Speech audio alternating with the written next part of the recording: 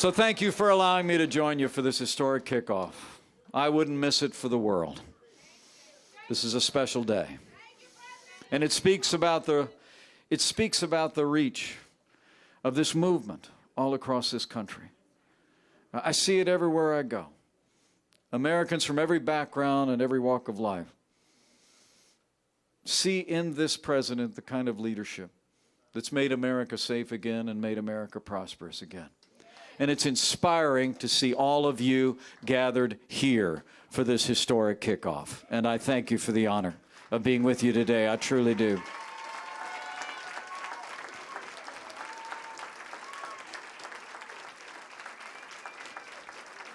But I want to encourage each one of you. I want you to go from here with confidence and faith. Go with confidence that America is winning again because of the leadership of President Donald Trump in the White House and all of our allies at every level of government. And go with confidence as you carry this message to every American in every community.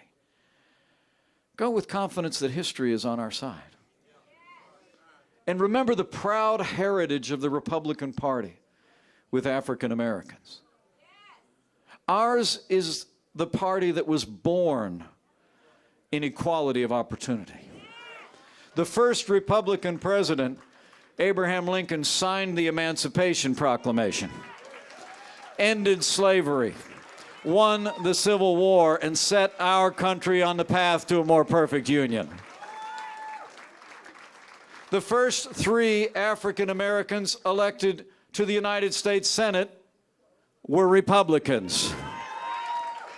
The first 21 African Americans elected to the House of Representatives were Republicans. It was a Republican president, Teddy Roosevelt, who invited Booker T. Washington to be the first African American to dine at the White House. It was a Republican president who put an end to separate but equal, sending federal troops to protect the Little Rock Nine. And I couldn't be more proud to be part of an administration and standing with a president who has renewed our party's proud commitment to equality of opportunity for all. I mean, that's why Black Voices for Trump is so important. So I want to encourage you to bring all your enthusiasm. Bring the story of what this president has done for this community and for every American. Be ready to volunteer. Be ready to lend your voice, because the election year is upon us. And Election Day is less than 1 year away. And most of all, I'd encourage you to get out there and tell the story. Tell the American people how we're more secure today. America's standing taller in the world again. Our military is stronger than ever before. Our nation's economy more prosperous than ever before. Our God-given liberties more secure and more protected than ever before. Go tell them how we've expanded opportunities like never before. And tell them how we share their values. Tell them that the Republican Party is their party. Tell them the Republican Party is where they belong. And finally, have faith. Have faith in this president who I serve alongside every single day, who turns his face like flint against the wind and has never stopped fighting to keep that promise he made 3 years ago today to be president for every American. Have faith in our fellow Americans. Have faith in your neighbors and friends and their ability to set old political habits aside and look at results and look at promises made and promises kept, if we'll go tell them the story of what this president has done for them, for their families, and their future. And finally, I encourage you to have faith. Have the faith that has always been synonymous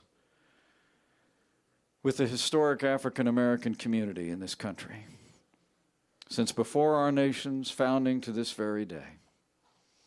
You know, in March of 2010, I had the great privilege of co-chairing the annual Civil Rights Pilgrimage to Selma, Alabama, with a Georgia congressman named John Lewis. We went there that day to mark the 45th anniversary of Bloody Sunday. And we reenacted that march across the Edmund Pettus Bridge. I had my wife and children with me. It was a day I'll never forget. We gathered in the Brown Chapel in town and we had a worship service. And then, like they had done that day 45 years earlier, we walked to the bridge. And as we were walking up the bridge, there was an old pastor who had been a young man on that day 45 years earlier named Dr. F.D. Reese. And I was walking with him, and for those of you that have been there, and every American should go, the Edmund Pettus Bridge is actually very steep, and you have to walk up to the middle before you can see the other side. And Pastor Reese told me, he said they had walked to the top of the bridge, and when they reached the top, they looked down and they saw a sea of flashing lights and police and mounted officers. And I told him, I looked at him as we looked down on that scene 45 years later and imagined it in my mind. I said to him, did you all ever think about turning back? And he smiled the way old men sometimes smile at younger men. And he said, Mike, we had all prayed at the Brown Chapel, decided to go on regardless. And so they did. And when that march was over, the brutality of that moment and the courage of those people would inspire the passage of the Voting Rights Act and help transform this nation to a more perfect union because of their courage and because of their faith. I'll never forget when it was all over, I looked at Dr. Reese and I stuck my hand out and I thanked him for what he'd done for this country. And the courage that they'd shown that day and the way they'd helped change America for the better. And he looked at me one more time and smiled. And he said, Mike, don't thank me so much for what we did here.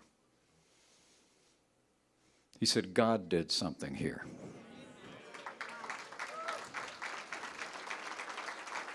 That's faith. That's the faith of this community. Faith that has always echoed from the pews and pulpits across this land throughout our history. Faith that generations of African Americans have clung to through centuries of struggle, through emancipation, through a civil rights movement. And it's faith that's still driving us today to a more perfect union. Faith that where the Spirit of the Lord is, there's liberty. That means freedom always wins. And that if we will but put our trust in Him, we'll see our way through these challenging times. We'll reach more Americans than ever before. And we'll renew and strengthen as never before this one nation under God, indivisible, with liberty and justice for all.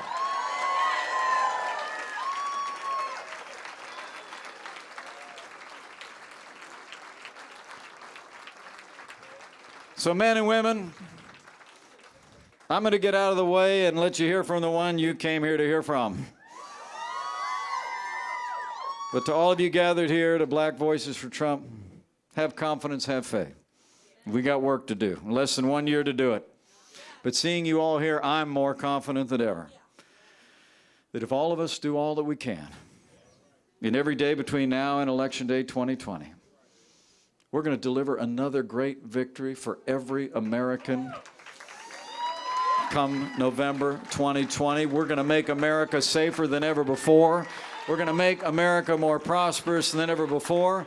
With your hard work and prayers in the days ahead, reaching out and telling our story to every American in every community, we'll put President Donald Trump back in the White House for 4 more years, and we will keep America Thank you very much. God bless you, and God bless America.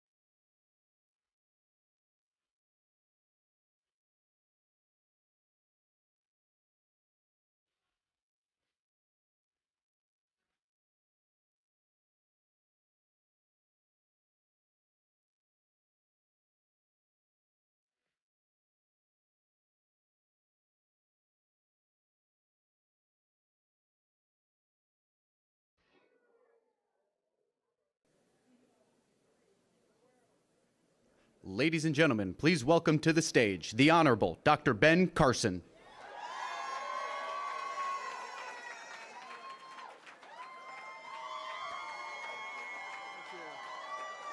Thank you. Thank you very much. And thank you for your courage to be here, because in the society that we live in today, it takes a lot of courage to say that you're supporting President Trump. And, you know, it's really quite interesting how people have tried to manipulate people and how to intimidate people and change their minds. This has been going on since we've been in America. You know, you go back to the days of slavery, you know, and in a lot of the states there were more slaves than there were owners. So what did they do? They had to divide the slaves. So they told the ones in the house, you're better than the ones in the yard. And the ones in the yard, you're better than the ones in the field. And then after slavery was over, the light-skinned ones, you're better than the dark-skinned ones. And on it went, trying to divide people. Today, they say, if you are a conservative, then you are somehow an Uncle Tom, you're a horrible person, you're a demon. What a bunch of crap, you know, but, you know, it's been going on for hundreds of years. And it's really time to put a stop to it. So I am very happy to see that you have the courage to come out. You know, it doesn't bother me anymore because, you know, I only worry about what God thinks. I don't worry about what these other people think. But, you know, sometimes people ask me, what happened to you? You changed. I haven't changed. I changed about 35 years ago because, you see, I grew up in Detroit, a bastion of liberalism. They call it progressivism now. They keep changing the name. But anyway, then from there to Boston, a bastion of liberalism. Back to Detroit, and then to New Haven, Connecticut, a bastion of liberalism, and then to Ann Arbor, Michigan, a bastion of liberalism, and then to Baltimore, Maryland, a bastion of liberalism. So I had no chance. I was a liberal. I was way out there. And then I did something that liberals are never supposed to do. I listened to a conservative. I listened to Ronald Reagan. And I said, you know, he doesn't sound like a horrible racist person. He sounds just like my mother. And at that point, I started thinking for myself. And that made a big difference. It made a big difference in my medical career, too. I didn't do what everybody else did. I always started thinking out of the box. How do you solve this problem?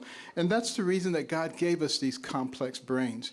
Your brain has billions and billions of neurons, hundreds of billions of interconnections. It remembers everything you've ever seen, everything you've ever heard. It can process more than 2 million bits of information in 1 second. Would God give you something like that just so that you can be a sheep and follow what somebody else tells you to do? Or to think for yourself? And You know, don't you find it fascinating that so many people say the president's a racist? He's a horrible racist and everything he does. Well, you know, it seems to me like some years ago, Jesse Jackson actually gave the president an award in New York City because he opened so many opportunities for black people. Is that what a racist does? And then when he moved to Palm Beach, he was right on the forefront to fighting the clubs who were not admitting Jews and blacks. Does that sound like what a racist would do?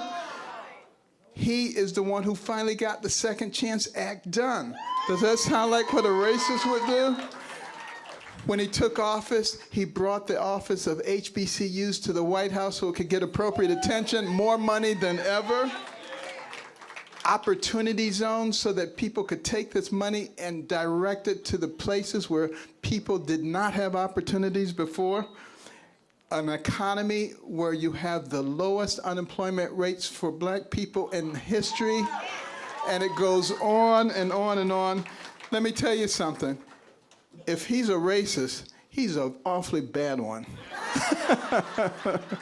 He needs to go get a lesson from the real racists. The people who look at somebody like you and me and they say, because your skin is a certain color, you have to think a certain way. And if you don't, there's something wrong with you. And they start calling you names. Those are the real racists. But you know, the president believes that a rising tide lifts all boats. He doesn't believe in identity politics, and that's why he's doing things that work for everybody. And we should be happy about that. And the media, they like to pick on him, any little thing. You know, he's not perfect. I'm not perfect. You're not perfect. The only one who ever was perfect was Jesus, and they crucified him. So, you know, think about this.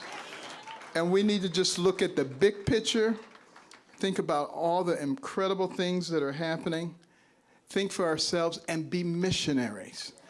Go out and talk to your family, talk to your friends, help them to realize, because see, if all they're doing is looking at certain media, they don't even know about these things that we just talked about that he has done.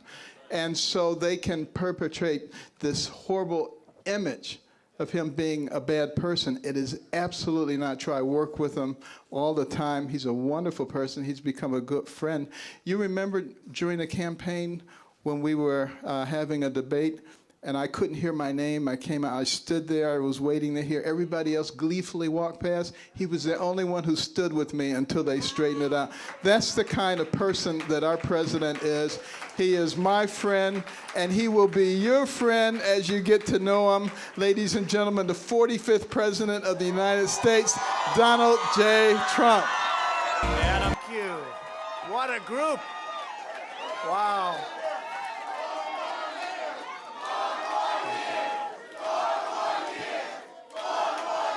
Thank you.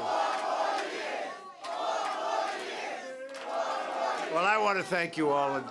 It's a big crowd of people outside. We couldn't get them in. We'll do a bigger room the next time, but we want to thank you very much. And I want to thank a special friend of mine, Ben Carson, for the introduction, and for doing so much. Does such a great job at HUD. And Vice President Mike Pence, always been there, always been there. He's a great gentleman, great man. And I'm thrilled to be here in the heart of Georgia to launch our incredible new nationwide grassroots effort. Blacks, think of this, Blacks for Trump, Black Voices for Trump, African Americans for Trump, call it whatever the hell you want, right? We like it. What do you prefer, Blacks for Trump or African Americans for Trump?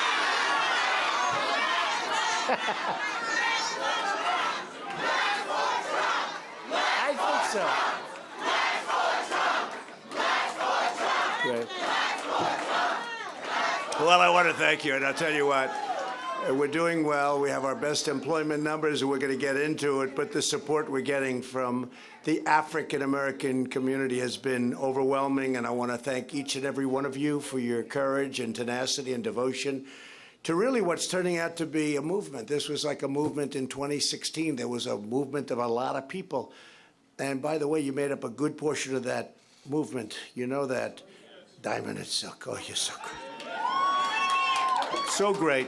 And I hear you knocking them dead. You're all over the place. And that's good. It's the way it's supposed to work, right? Someday you'll have to save a ticket for me. I'll walk in with the First Lady and we'll be happy. Good. Seriously, when you're in Washington, I want you to let me know. Great job you're doing. Really appreciate it. With your help, we're going to travel all across the country to every community, urban, rural, and suburban, and we're going to campaign for every last African American vote in 2020. From the beginning of our campaign, we took on the Washington lobbyists and the special interests and corporate media. You see how that's working? They come at you, but you know what? We're winning. We're winning like nobody's ever won before. We took on the corrupt media. A lot of it's corrupt. And the political establishment that has failed America for decades and failed the African American community for decades. And we're starting to learn about things that we never thought were possible even. Exactly 3 years ago tonight, on November 8th, 2016, the people spoke and we took our country back, and that's what's happening. We won an extraordinary victory for all Americans, and 1 year from now, we're going to win another incredible victory, and we are going to do it with a groundswell of support from hardworking African-American patriots. And you know exactly what I'm talking about, because all together, we've never done better. We've never done better than we're doing now. The Republican Party was the original home of African Americans, and now African Americans are returning. It was a 100-year trip, if you think about it. Paris, it was 100 years, right? And now you're returning. And coming back to the Republican Party, people forget Abraham Lincoln was a Republican. We have to remember that. And you're coming back in record numbers. We're going to make 2020 a chance. We're going to give it really something. We're going to make it a chance that you take, but it's not a chance because you know exactly what's happening. You've seen, you know, when I first came out and started talking about vote for me, that was taking a chance because I wasn't a politician. Now everything I said has come true, except more so, much more than we ever thought possible. When we look at the numbers, and we're going to go into the numbers, we're going to make 2020 a year of change in black communities all across the country. We've already been doing it. And black Americans will join our mission to protect their jobs, defend their safety, and to create a brighter future for every citizen. Together, we will make America greater than ever before, and that's what's happening right now, and you're a big part of what's going on. We're delighted to be joined by Harrison Floyd of our Black Voices Coalition. Fantastic. Where's Harrison? Where's Harrison? Harrison, you didn't even get a good location there, huh? That's why you're doing so well, actually. You'll let other people have that good location. Harrison, thank you very much. I appreciate it. Thank you. Great job you're doing. And our terrific co-chairs, Herman Cain and Pastor Darrell Scott. Thank you, Darrell. Come up here, Darrell, will you please? Come up here. This guy, I watched him. He's so tough. I said, is he really a pastor? He's the toughest guy I've ever seen. He would take them apart. He would go onto the enemy territory, fake news, like CNN. He would take them apart. That was easy for you, though, wasn't it? Huh? Do you want to say a couple of words? Did you speak before? Come on, say it. Come. God bless everybody. One thing I learned from watching this master debater was if I can't win the debate, I turn it into an argument. I might lose the debate, but I'm not going to lose the argument. But listen, there's a scripture in the Bible. Jesus said of Abraham, he said, Abraham rejoiced to see my day. And he saw it and was glad. And we rejoice to see this day. We see it. We're glad about it.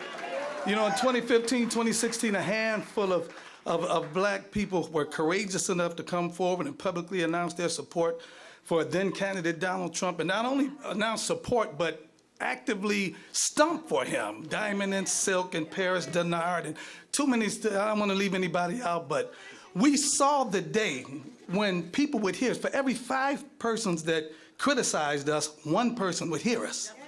And that 1 person caused another person to hear them. And you know, courage is courageous.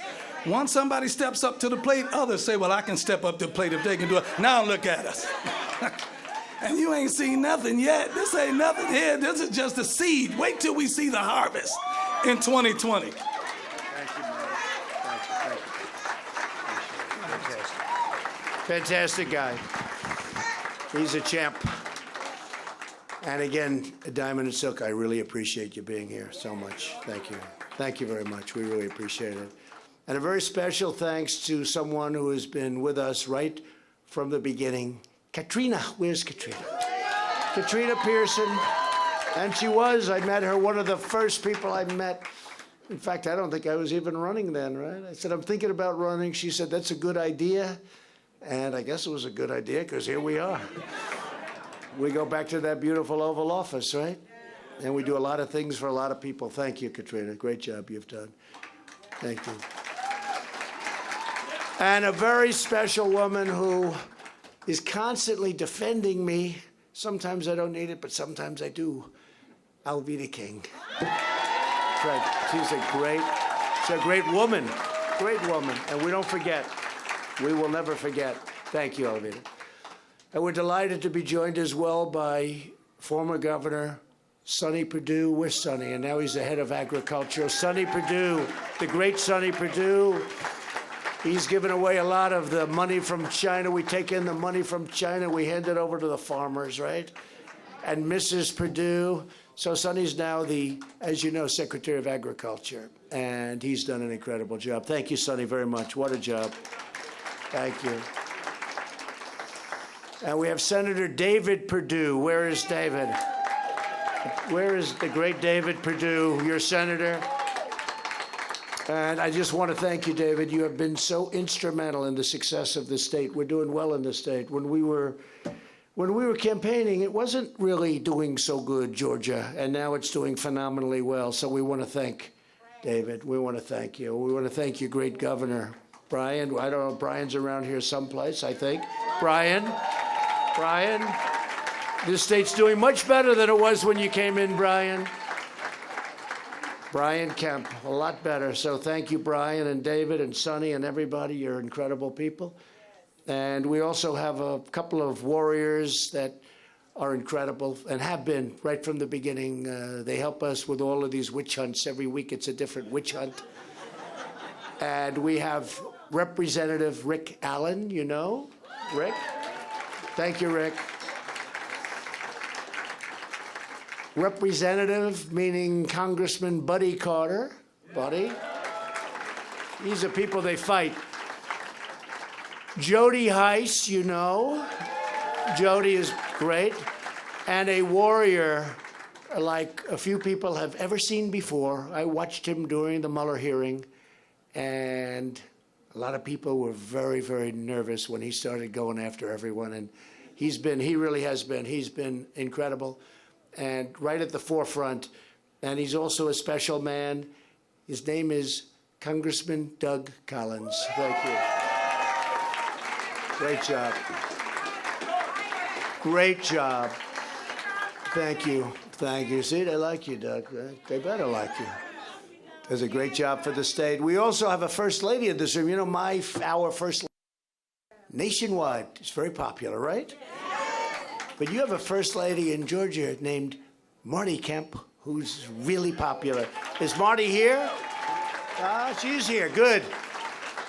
She loves the people. She loves our state. She loves everything about it, and she's made life a lot easier, because life is not so easy for Brian. He's out there working all the time. So I want to thank you, Marty, very much. Thank you very much for being here. Lieutenant Governor Jeff Duncan. Former terrific baseball player, by the way, for those of you that don't know, right, Jeff? Your Georgia Attorney General, Chris Carr. Chris has done a real job. Thank you, Chris. Thanks, Chris. Great job. And the Attorney General-elect of Kentucky is here. He's become a big star. I don't know. We had a great Kentucky, but we got no credit for it, you know? We had a man running for governor who really worked hard, but he was down a lot and almost won, and maybe he will. I think he's contesting it. Is that right? I think he's contesting it. But we brought him up 19 points. And then the media said that was a bad night for Trump. But we also won 5 of 6 of the races. And the first African-American attorney general in Kentucky's history, this is going to be a star. Let's see if I'm right about it. I predicted you, Daniel Cameron. Daniel, you're there someplace? Great job, Daniel. So proud of you. Wow, he won by a lot. He won by a lot. That was a lot of fun we had. We were there the night before, and it was some evening. It was some evening, but that was a tremendous record. You set a record, as you know, for what you were running for. It's been a long time, too. When I ran for office 3 years ago, I looked at the bleak, dismal record of the Democrat Party and asked the African-American community, what the hell do you have to lose, right? What do you have to lose? And I came off stage that night, and all these professional handlers, right? I don't have too many handlers, but they say, sir, I don't think they're going to like that. I said, no, look, because I read a list. Last in crime, last in this, last in home ownership, last in the economy, lowest wages, all of this stuff. And I said, wait a minute, I'm just reading off a list. And I said, wait a minute. And that's when I said it. It wasn't as part of the script. I do my best work off script. My best work. I hate to say this, I also do my worst work off script. So you never get in trouble when you go by the script, right, Paris? No, I do my best and my worst work. And it makes things very exciting, too. But that was my best work. I mean, it was a very important statement to be made because, honestly, the Democrats have let you down. And then I made you a solemn pledge that whether you voted for me or not, I would be your greatest champion. Okay? And you did. You came out. We did very well. I think we're going to do a lot better this time because now you know that we do it. Now it's not just talk. Don't forget, I came not as a politician. I came as a businessman, and I said, we're going to do things that are going to be great. Businessman / television star, right? We had a lot of fun with The Apprentice, but I said, we're going to do a job. And so, but who knew? I mean, a lot of people, they didn't know would I pick good judges. They didn't know a lot. They see what we've done with judges. We're at 157 federal and Court of Appeal judges. We'll be at 182 soon. A record. It's a record. And we were left by the previous administration 142 judges to fill. Can you imagine that? I thought they may have one. They may have none. I said, how many? Sir, you have 142. I said, you have to be kidding. You have to be kidding. 142. So we'll be at 182, 2 great Supreme Court judges. And so it's great. 2 great justices of the Supreme Court. And we're going to be looking at that whole situation with judges because we have a lot coming due. And it's, you know, there are some saying greatest thing you can do, greatest legacy, most important thing to do for a president. I say military and defense is always most important. Somehow I would say defense. We've totally rebuilt our military. Our military is strong. We did a pretty big number on al-Baghdadi last week. Pretty big number. He didn't know what the hell hit him, I can tell you that. They came in, they weren't playing games. They weren't playing games. They came in on those brand new, those beautiful choppers, and they said, they went through the wall. They didn't go through the door, you know. I said, why are they? Because I'm watching this like you watch a movie. Okay, like you watch a movie, and they came through that door. They boom, boom, boom. That was dynamite. Boom, they blew a hole. I said, why don't they just walk through the front door? It's called booby traps. I said, that makes sense. But you never saw anything go so quickly, and so it was violent, but it was incredible. It was incredible. He killed a lot of people. He was the founder of ISIS, and ISIS was bad, and when you saw those people in the orange outfits and the horrible things that happened to those people in the orange outfits, this is the man, and we took him out, and then we took out his second. And we've got our eye on his third. And I vowed to pour out all of my heart and soul to fight for your families and for your future. That was after, it's true, I was reading that list, that horrible list. It was 10 points. And everyone was the worst, the worst, the worst, the worst, the worst for African America. And every single one was the worst. They had statistics, and I'm saying, you know, man, this is really bad. And we took care of it. Now you have from the worst to the best numbers you've had. For decades, the Democrats have taken African-American voters totally for granted. They have. They didn't do anything for you. Democrats have run America's inner cities at every level of government for 50, 60, and 70 years. And really 100 years, I view it. I think Paris, right? 100 years.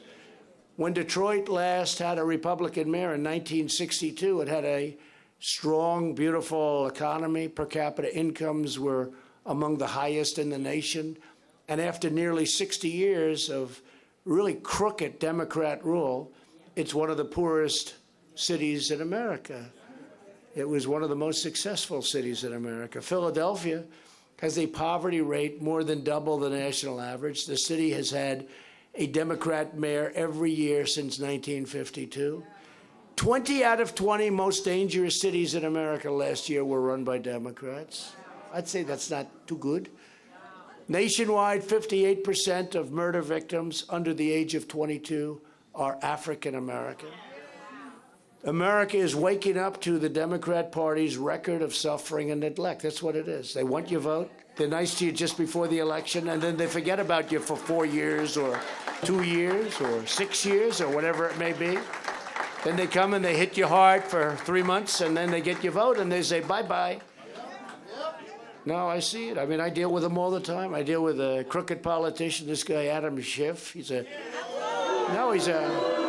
crooked politician. Nancy Pelosi should go back home to San Francisco and clean up her district. It's falling apart with drugs and with homeless and with all of the problems. It's not the same San Francisco. Of all, California's a mess, is right. Of all of the Washington sellouts that have wounded our nation, none has been worse hit than the Democrat Party's cruel and betrayal. I mean, the betrayal of the black community is unbelievable, what's happened. It's unbelievable. Democrats bowed at the feet of special interests and trapped your children in failing government schools. You look at the schools, worst schools, and we're making a lot of progress, but you have the worst schools of anybody in the country by far. It's not even close. They shipped your jobs overseas with catastrophic and horrible trade deals, which were changing around rapidly. We have to see what happens with We can't get Nancy Pelosi to approve USMCA. That's between Canada, the United States. It's a phenomenal deal for us. Democrats threw open America's borders to the deadly drugs and ruthless gangs that are all over the place, to mass illegal immigration, which hurts the black community so badly. They passed crime bills that devastated your communities, and Democrats waged a relentless assault on the cherished values that have always defined African American families. You know that. It's amazing that you've stayed so long, to be honest. It almost becomes a habit, right? It's a habit. Like it's, oh, we vote for a Democrat. Nobody knows why they vote for a Democrat. Look, if they don't do the job, you switch. You got to switch. And some progress has been made like never before, perhaps, in such a short period of time. But under this administration, all of that has changed, and it's changing even faster now. We're undoing the damage inflicted by decades of corrupt Democrat rule and creating a historic tide of new opportunity and prosperity. We've done more for African Americans in 3 years than the broken Washington establishment has done in more than 30 years. We've created 6.7 million new jobs since the election, a number that, if I would have said that to the fake news media back there, look at all those cameras. If I would have said that, now if I would have said that during the campaign, I would have been excoriated. They would have gone wild. How dare he make 6.7 million new jobs? Think of that. Since the election. Last month, the African American unemployment rate reached the lowest level ever recorded in the history of our country. How do you lose that argument in a debate, right? The African American youth unemployment, this was so important to me. You remember how high it was, 60, 70%? has now reached the lowest number ever recorded in the history of our country, doing really well. The African American poverty rate has reached an all-time historic low, lowest it's ever been.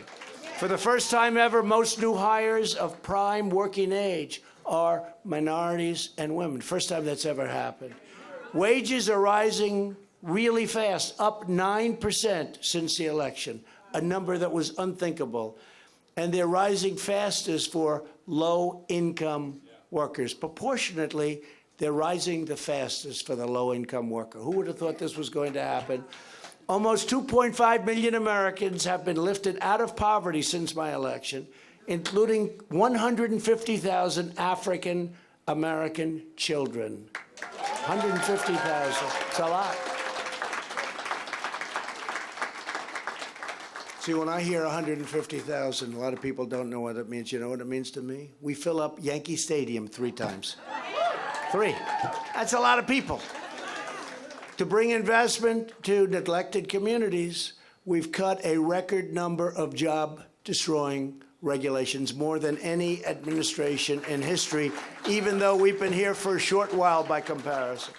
We passed massive tax cuts for working families, saving the typical family of 4 $2,000 a year. And over the last 2 years, my administration has also provided more than $8 billion in contracts and financing to minority-owned small businesses, which alone has resulted in a minimum of 20,000 brand new, beautiful jobs. So with us today are Kelvin and Janelle King from right here in Atlanta. Kelvin is a graduate of the United States Air Force Academy, great place, where he was also all-conference football player. Today, Kelvin and his wife, Janelle, own a general contracting business, and they're doing really well. Kelvin and Janelle, please come up. Say a few words, please. Come on up.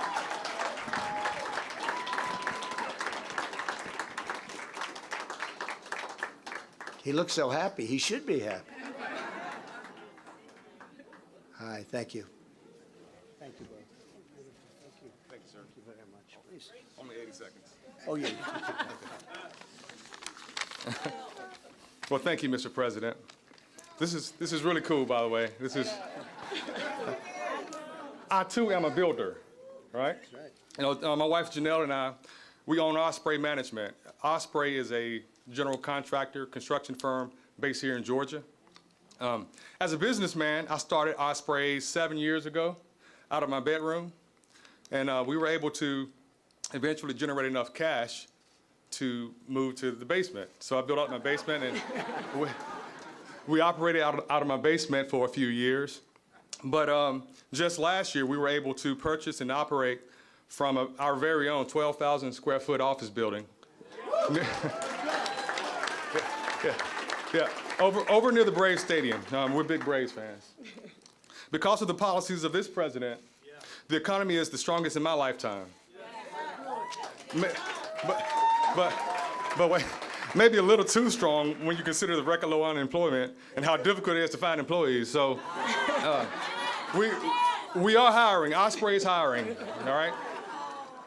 To everyone listening, our future success depends on our ability to ignore the distractions we see on a daily basis.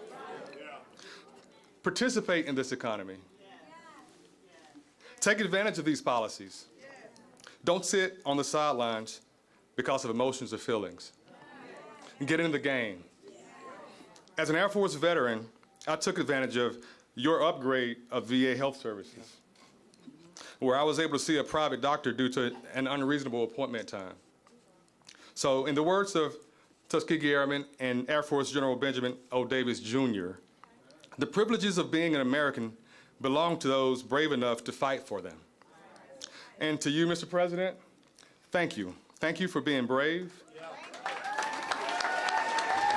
Thank you for making the black community a priority. And thank you for fighting for all Americans. And this is why you will get our vote in 2020. sir. Yes, sir. Thank you. Thank you so much. Want to say something? He's doing a I'm good job. very, very short. Thank you to everyone here.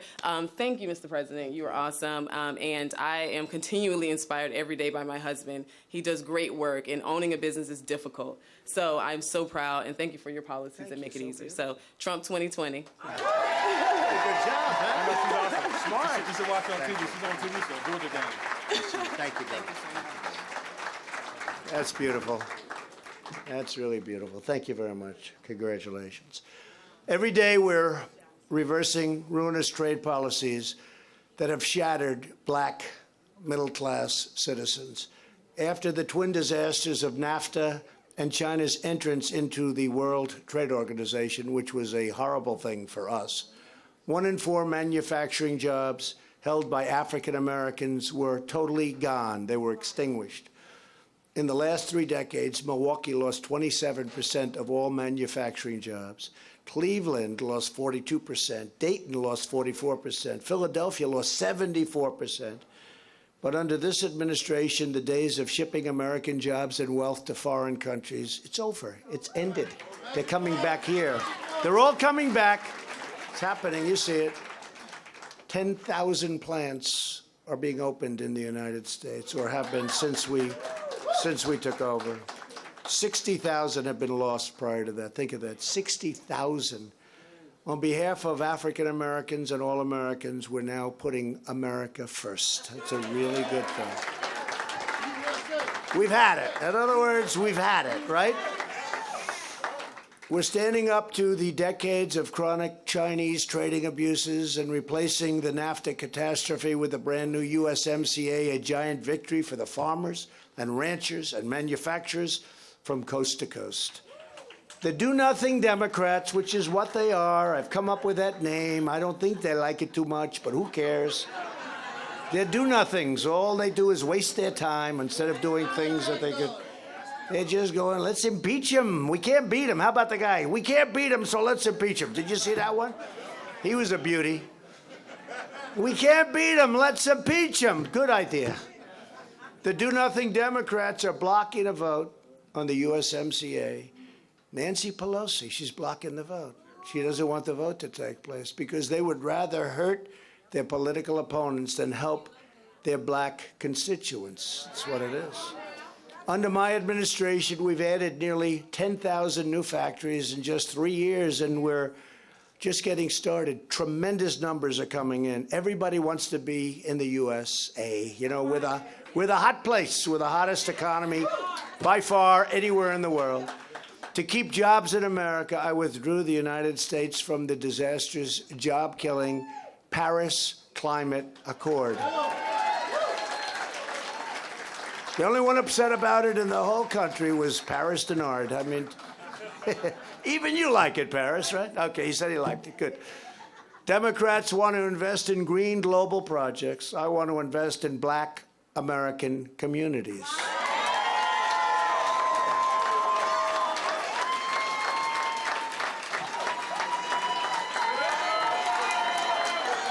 True. So true.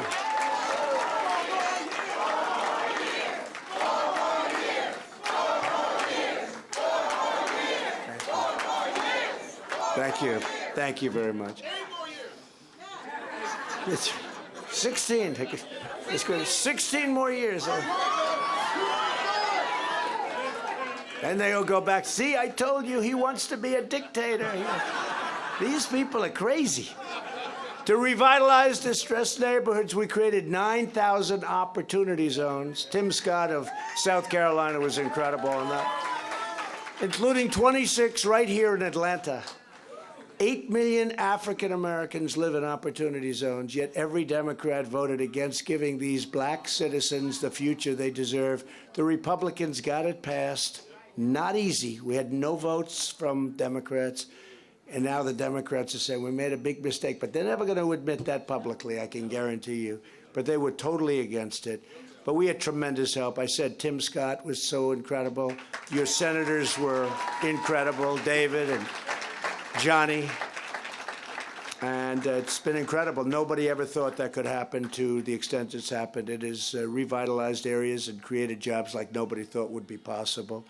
To draw investment to these impoverished communities, we slashed the capital gains tax and opportunity zones to zero, because people are coming in with very, what would have been high-risk money, and now they're coming in and they're thrilled, and they're coming in with more and more.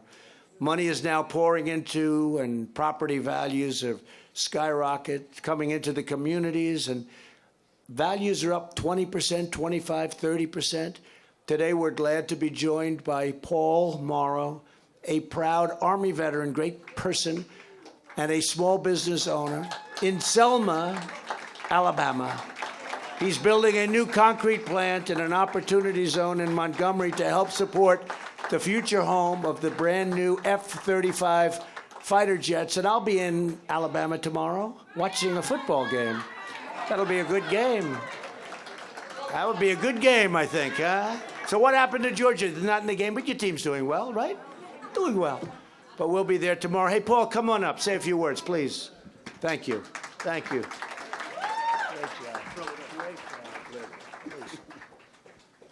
Oh, yeah. I came ready for this one. We're going to make it clear. I'm not a politician.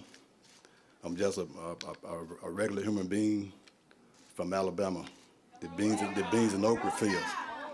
And I'm going to make it clear that I got my PhD degree in the corn and okra fields in Planterville, Alabama.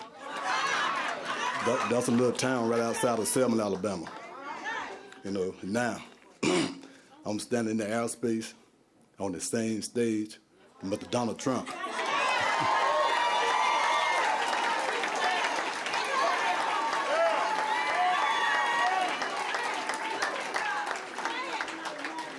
The President of the United States of America. and see right behind us, the Stars and Stripes. The American flag. And I always thought about the Republic of which it stands. And I thank God today we are one nation. Okay, I'm gonna give you a little history here, past history of SDAC and what it stands for. It's SDAC, that stands for South Dade Air Conditioning. Yeah, this is a little community-based air conditioning repair company out of Homestead, Florida. We was originated back in 1985. And, we went through Andrews and different things here. And right after Andrew, we became known. And then I found a reason to increase, to become a war fighter. And to hit a war against unemployment. So I got my 8A, back in 2009. And we grew, we went on and, we created a lot of jobs, created a lot of opportunity for other people and stuff. And, then the recession hit. It was, the recession didn't take no hostages. It kind of got everybody. But anyway, I found myself about $750,000 in debt. That kind of filtered on down, to almost over $1 million point something. But it's found a reason, through, God what he do. He forced me back to Alabama, which I had a sick mother there. And when I got there, I met a former football player, Auburn football player. His name Reed McMillan. He was a fullback. But me and Reed united, and we did some things in Alabama, in Selma, Alabama, that's incredible.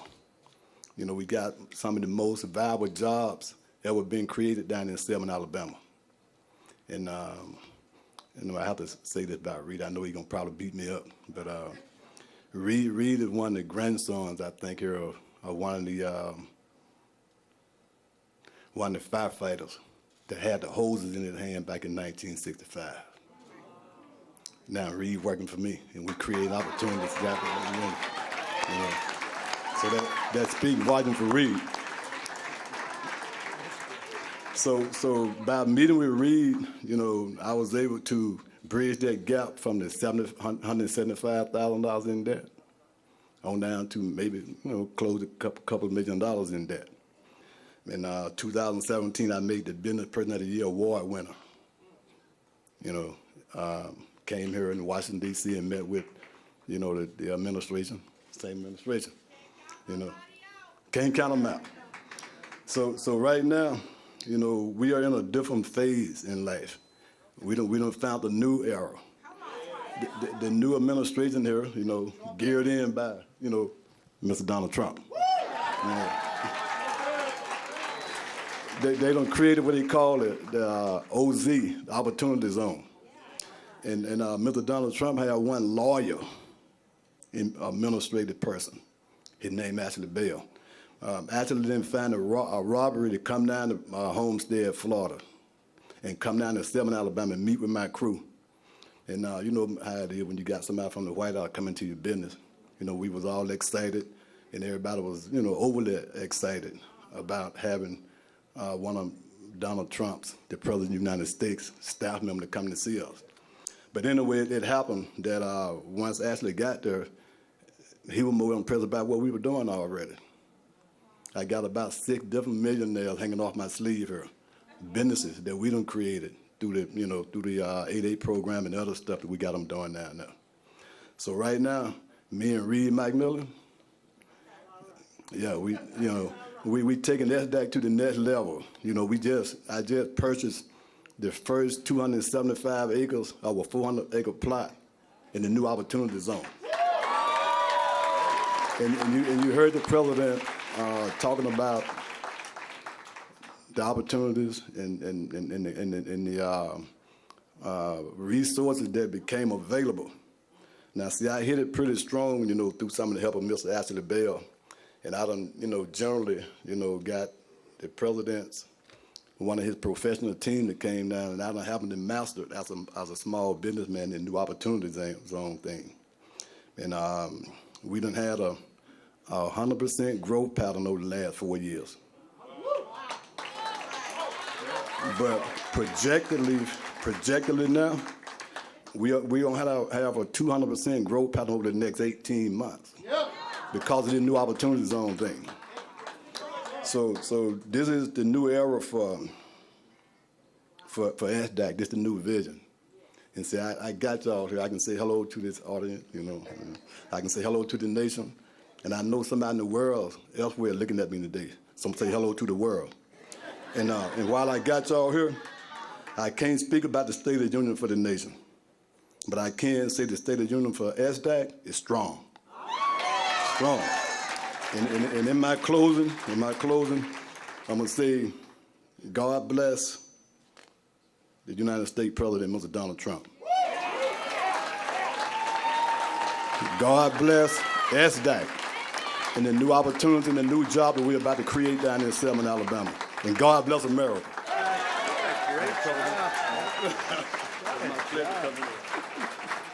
Wow.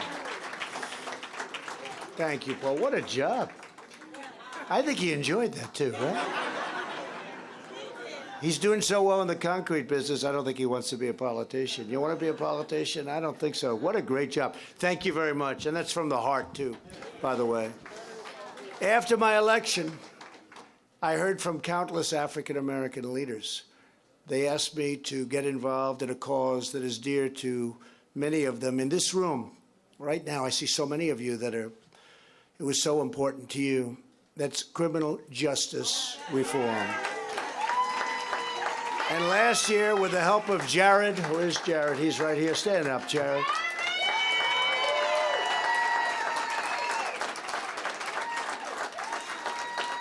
Jared was incredible. I proudly signed bipartisan criminal justice reform into law. They've been trying to do it for many, many, many years. They never came close, including the last administration. I don't know if they tried, actually, but they did try. They didn't try even. And that's, why they didn't try? Because they knew they weren't going to get it. That's probably a big reason why. But it's called the First Step Act. Roll back the unjust provisions of the 1994 Clinton crime law, which was so unfair to your community, which severely and disproportionately harmed African-American people. We're also advancing second chance hiring to get rehabilitated citizens with a criminal record back to the job. One of the things we have going for us so good is the economy is so good that we're given chances today that, frankly, years ago you wouldn't have. And people are so happy, employers, people that pay the check every week, they're so happy with the result. They can't believe that they looked at it as an opportunity. Where has this been for 30 years? Why haven't we been doing this for so long? When we say hire American, we mean hire all Americans. That's what we mean. But we're also restoring safety to America's great cities. In the 2 years before my election, murders were up by more than 20% nationwide. In the last 2 years, murders in America's major cities have dropped by more than 10%. And to protect the cherished role of historically black colleges and universities, we increased federal funding for HBCUs by over $100 million. They do a great job. They do a great job, and some needed some help, frankly, but they do a great job. We can't lose them. But as we're delivering results for African Americans, the hard left Democrats have been busy doing absolutely nothing for you. For over 3 straight years, they've been obsessed with one single delusional goal: overturning the votes of the 2016 great election that we had. And really, if you think about it, overturning American democracy. First, it was the Russia hoax. Then it was the Mueller report.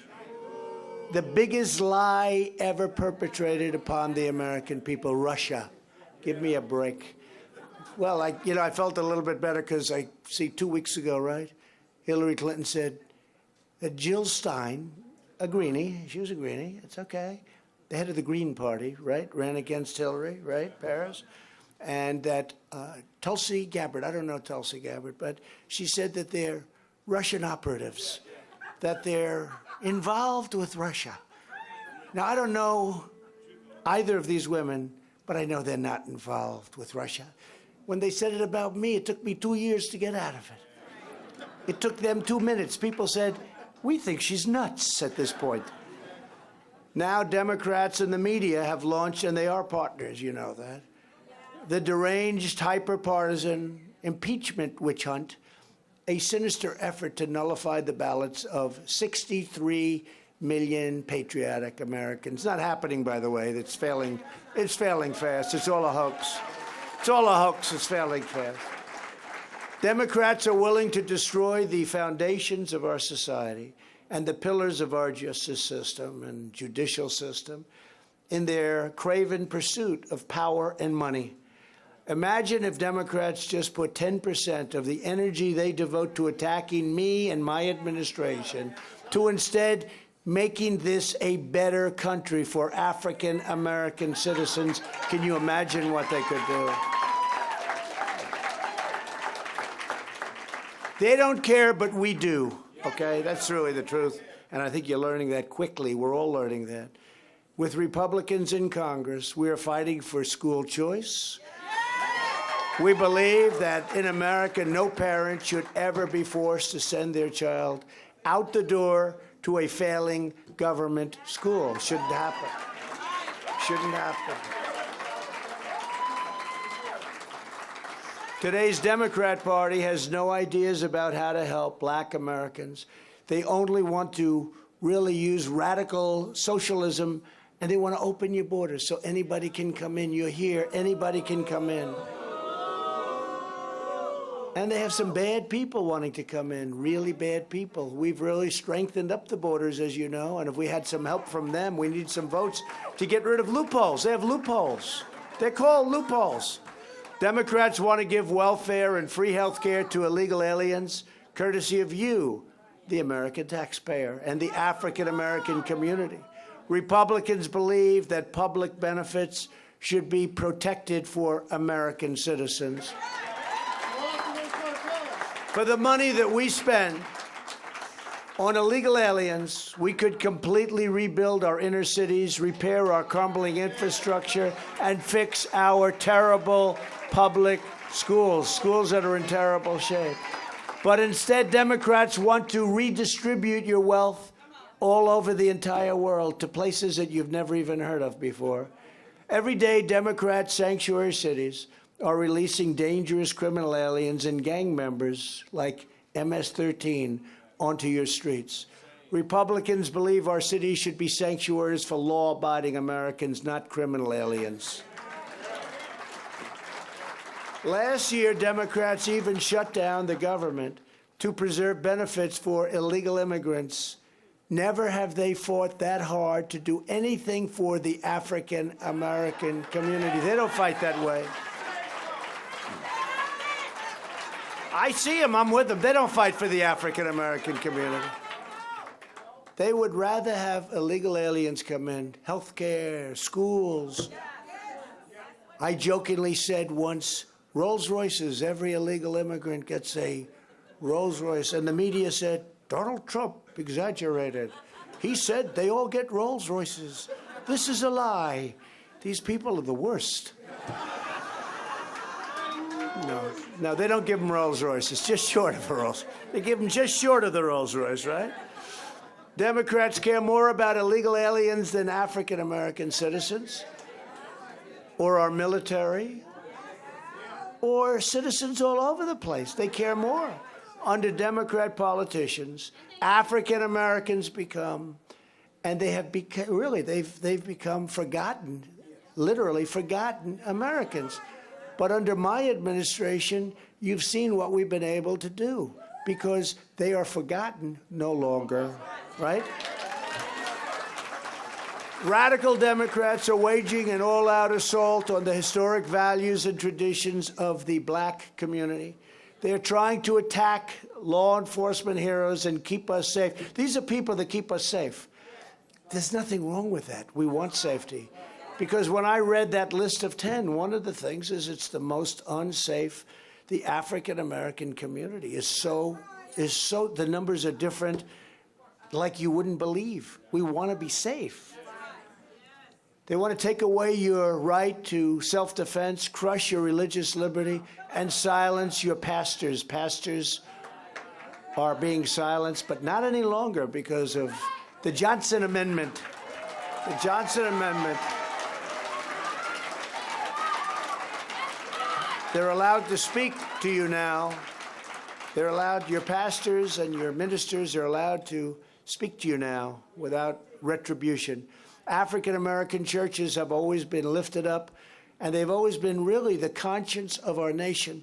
Yet Democrats now want to drive faith out of the public square and attack Christians and other religious believers. That's what they're doing.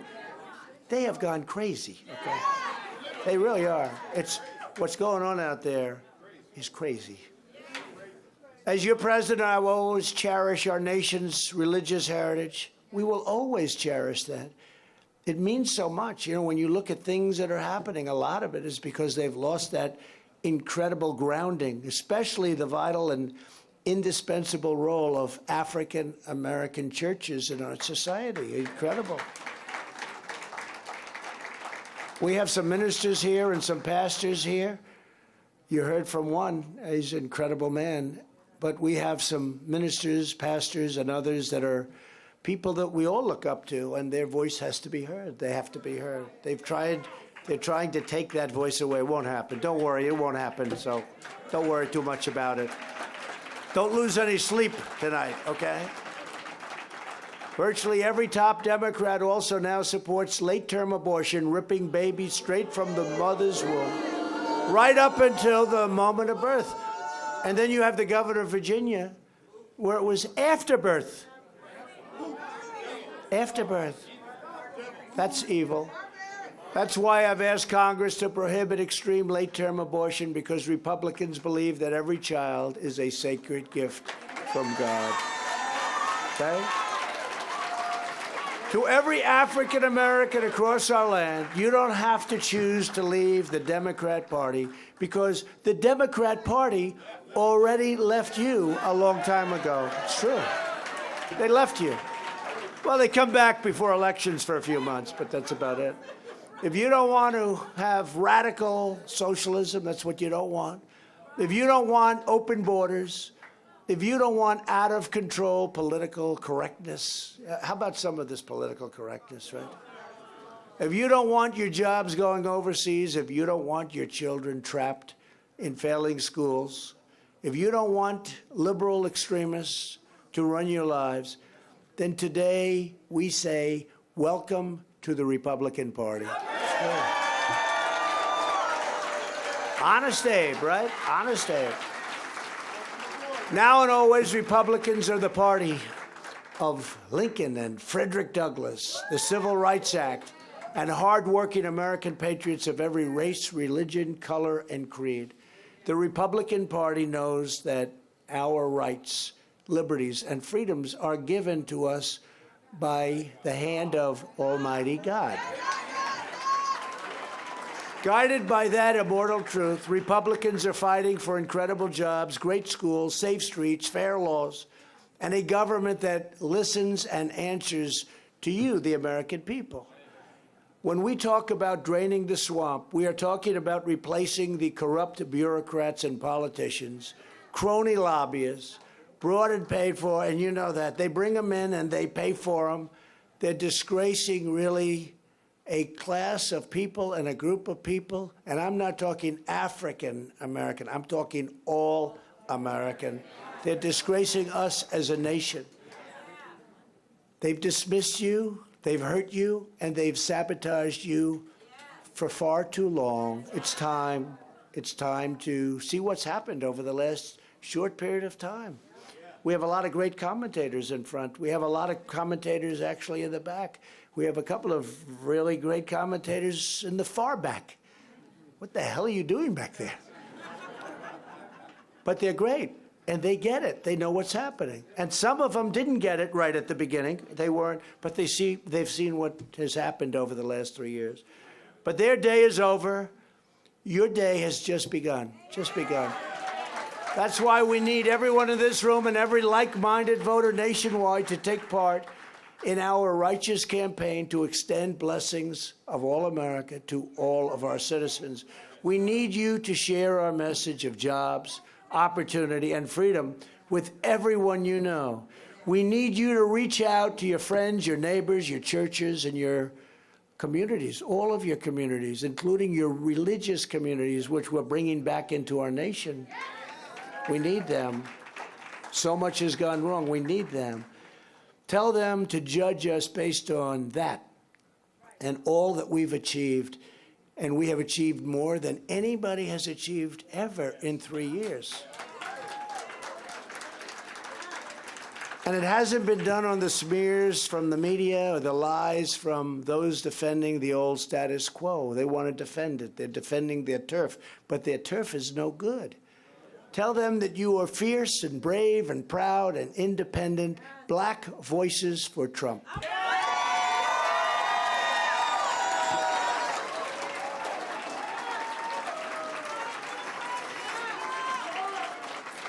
Now, I can't tell you how much this whole community has grown. I don't know, Katrina, if I could have said that maybe 3-4 years ago. People would have, let's say it would have been a slightly smaller audience. But people are seeing what's happening. By the way, go out and join the Republican Party. Sign up. Join the Republican Party. Get all your friends. Go and join it. We're going to do things that nobody ever dreamt of for your community and for the country, but for your community. With your help and your devotion, America's future is really ours to build and build upon and make even greater than it is right now. America's destiny is really ours to reach. America's glory is ours to achieve. When my administration and millions of black Americans join forces, we will be a totally unstoppable force. That's what's going to happen. And remember, the Democrats have let you down. You know, we're talking about over 100 years. We'll deliver a future of justice, opportunity, prosperity, and dignity to every man, woman, and child all across this incredible land. Our nation is thriving like never, ever before. We've never had an economy like this before in our history. And it does make things easier. But if our opponent had gotten in, this economy, instead of being up, 60, 70%, would have been down 60 or 70%, and that's guaranteed. But we're thriving like never before. And ladies and gentlemen of the African American community, I just want to tell you very, very strongly, the best is yet to come. Really, best is yet to come. So I want to thank all of my friends, I have a lot of them, that came to see. I want to thank the people outside that couldn't get in because next time we'll do a much bigger room. Next time we're going to do a much bigger room. But you're very, very, very special people. And I want to congratulate you all because what has happened in the last 3 years for the black community, the African American community, has been really incredible. And it is my honor to have been there with you. And we're going to work together, and we're going to achieve together, and we're going to succeed together. Thank you all very much. Thank you.